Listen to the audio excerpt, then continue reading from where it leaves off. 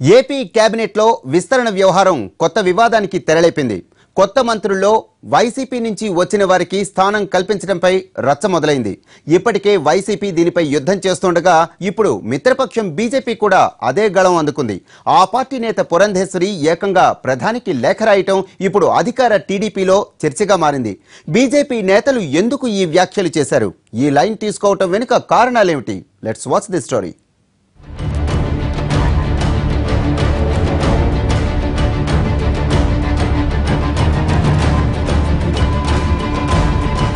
AP రాజకీయాలలో party ఫిరాయింపుల issue దుమారం రేపుతోంది. మంత్రివర్గ విస్తరణలో వైసీపీ నుంచి టీడీపీలో చేరి ఏకంగా 4 మంత్రి పదవులు చేపట్టిన వ్యవహారంపై ఇప్పటికే ప్రధాన ప్రతిపక్షం వైసీపీ తీవ్ర విమర్శలు సంధిస్తోంది. తంటాలు పడి వ్యవహారాన్ని చల్లబర్చేలా టీడీపీ ప్రయత్నిస్తున్న తరుణంలో అటు బీజేపీ నేతలు చేస్తున్న వ్యాఖ్యలు, రాస్తున్న లేఖలు మిత్రపక్షానికి తలనొప్పిగా మారుతున్నాయి. పార్టీ ఫిరాయింపులపై ప్రధాని నరేంద్ర మోడీ, బీజేపీ జాతీయ అధ్యక్షులు అమిత్ షాకు పురంధేశ్వరి లేఖ రాయటం టీడీపీలో హాట్ టాపిక్ గా మారింది.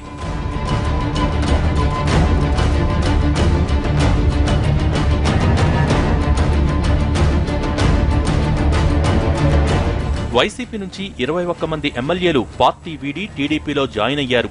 ఆ సమయంలోనే వీరిలో కొందరిని మంత్రివర్గంలోకి తీసుకుంటామని టీడీపీ పెద్దలు హామీ ఇచ్చారు. ఈ చేరికలతో ప్రధాన ప్రతిపక్షం పనైపోయిందంటూ ప్రచారం మొదలైంది. దీంతో పార్టీ మారిన ఎమ్మెల్యేలపై వేటు వేయాలంటూ జగన్ పార్టీ డిమాండ్ చేస్తూ వస్తోంది. ఈ మేరకు స్పీకర్ను కలిసి ఫిర్యాదు కూడా చేశారు. ఏడాదిగా చేరికలపై వైసీపీ యుద్ధం చేస్తోంది. అసెంబ్లీలో, బయట సవాళ్లు చేస్తోంది. ప్రభుత్వానికి ధైర్యముంటే వారితో రాజీనామాలు చేయించాలని డిమాండ్ చేస్తోంది. రావు వెంకట సుజయకృష్ణ రంగారావు అనే నేను ఆంధ్రప్రదేశ్ రాష్ట్ర మంత్రిగా, ఎన్ అమర్నాథ్ రెడ్డి అనే నేను ఆంధ్రప్రదేశ్ రాష్ట్ర మంత్రిగా, భూమా అఖిల ప్రియ అనే నేను ఆంధ్రప్రదేశ్ రాష్ట్ర మంత్రిగా, చదిపిరాల ఆదినారాయణ రెడ్డి అనే నేను ఆంధ్రప్రదేశ్ రాష్ట్ర మంత్రిగా. పార్టీ మారిన వారిలో 4గురికి చంద్రబాబు కేబినెట్లో అవకాశం ఇవ్వటంపై ప్రధాన ప్రతిపక్షం పెద్ద ఎత్తున ఆందోళన చేపట్టింది. ఇప్పటికే జగన్ గవర్నర్ను కలిసి ఈ అంశంపై ఫిర్యాదు చేశారు. ప్రజాస్వామ్యాన్ని అపహాస్యం చేస్తున్నారంటూ విమర్శలు చేశారు. మరోవైపు ఢిల్లీ స్థాయిలో ఫిరాయింపుల వ్యవహారాన్ని లేవనెత్తాలని వైసీపీ ప్రణాళికలు సిద్ధం చేస్తోంది. రాజ్యాంగాన్ని కాపాడాల్సిన గవర్నర్ దగ్గరుండి పార్టీ మారిన ఎమ్మెల్యేలతో ప్రమాణ స్వీకారం చేయించడం దారుణమని విమర్శిస్తున్నారు. మిగతా పార్టీ నాయకులను కూడా వైఎస్ఆర్ కాంగ్రెస్ పార్టీ అధ్యక్షుడు జగన్మోహన్ రెడ్డి గారి నాయకత్వంలో రాబోయే 2-3 రోజుల్లో ఢిల్లీకి వెళ్లి వాళ్ళ దృష్టికి కూడా తీసుకొచ్చే కార్యక్రమం చేస్తున్నాం.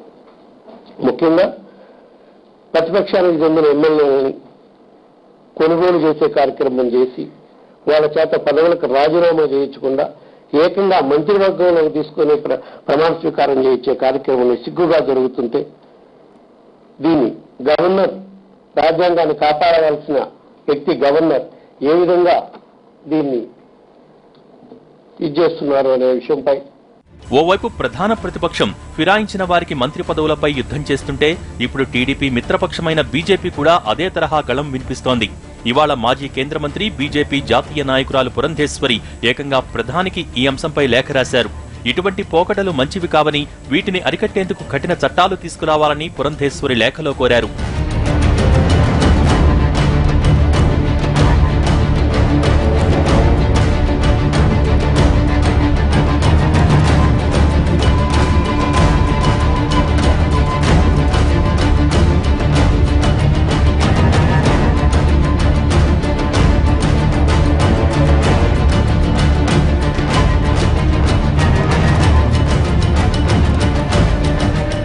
మిత్రపక్షమైన బీజేపీ ఈ తరహా వాదనకు దిగటం టీడీపీని ఇరకాటంలో పెట్టింది.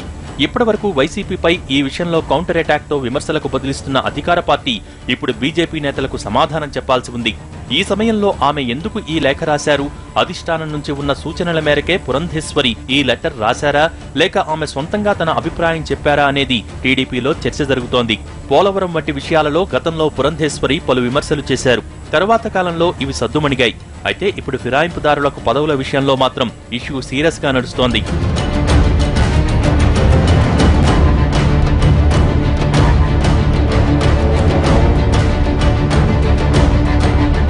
ఫిరాయింపుదారులను తాము ప్రోత్సహించబోమనే మెసేజ్ ఇచ్చేందుకే బీజేపీ నేతలు ఈ స్వరం అందుకున్నట్టు టీడీపీ నేతలు లెక్కలు వేస్తున్నారు. అయినా పురంధేశ్వరి లెటర్ ఆమె వ్యక్తిగతమని అంటున్నారు. వారి ప్రియారిటీస్ ఏమో మాకు తెలియదు. భారతీయ జనతా పార్టీ విధానం ఇది అని మేము అనుకోవడం లేదు. కాబట్టి వారు లేఖలు వాళ్ళ అధిష్టాన వర్గానికి రాసుకున్నారు. దాంట్లో ఉన్న విషయాలు కానీ లేదా దాని వెనుక ఉన్న కారణాలు కానీ మనం విశ్లేషించుకోవచ్చు. పురంధేశ్వరి లెటర్తో ఇబ్బంది పడుతున్న టీడీపీ దీన్ని ఎలా డీల్ చేస్తుందో చూడాలి. పురంధేశ్వరి చంద్రబాబుపై అక్కస్తోనే ఈ తరహా వ్యాఖ్యలు చేస్తున్నారని కొందరు నేతలు చెబుతుండగా పార్టీ లైన్ ప్రకారమే ఆమె ఈ అంశంపై లేఖ రాసి ఉండొచ్చని మరికొందరు అంటున్నారు.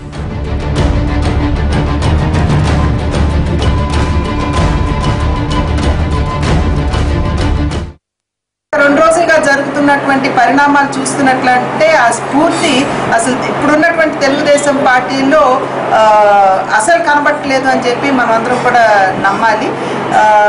ఎవరైనా సరే, నేను నిన్ననే అమిత్ షా గారికి మోడీ గారికి కూడా ఉత్తరం రాయటం జరిగింది.